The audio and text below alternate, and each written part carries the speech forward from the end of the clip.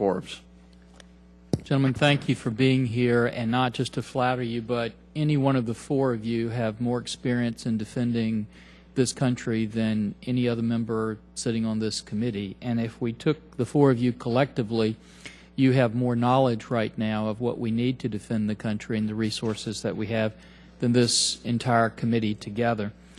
Most of us on the committee, some of us will disagree on how we got to sequestration. We disagree on a way forward. But we're at least unified in the fact that we need to do away with sequestration.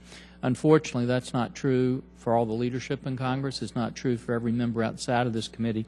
And part of that reason is because our message has not always been spoken with clarity.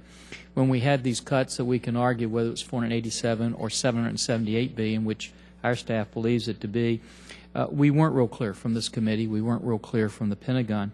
But we are where we are today, and that's why I want to ask you this question so we can speak with clarity to those who may think sequestration is good to go forward. The Defense Strategic Guidance, General, that you talked about in 2012, before that we had a win-win situation as our defense strategy. And because of cuts that we made, we basically felt we needed to go to the new Defense Strategic Guidance, which was really somewhat of a minimalist approach, where we said we would win one encounter and hold another one.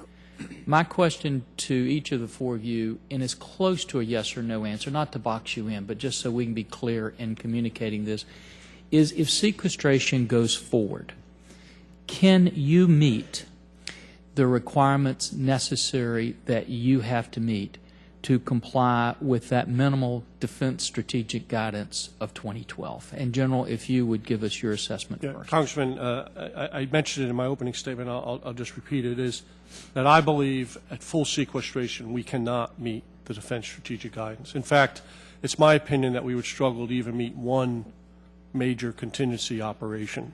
It depends on assumptions, and I believe some of the assumptions that were made are not good assumptions. They are very unrealistic and very positive assumptions, and for that, they would all have to come true for us to even come close to being able to meet that guy. Thank you, General. Admiral, I know you've looked at this, you've agonized over it, it's kept you up at night.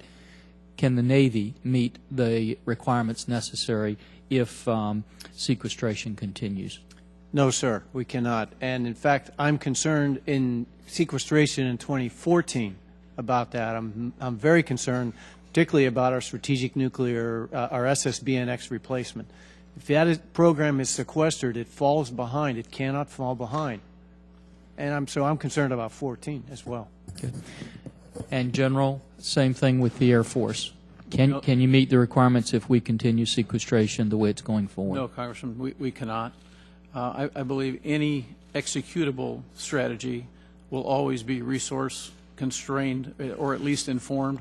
If the resources change significantly, you have to relook the strategy. Good.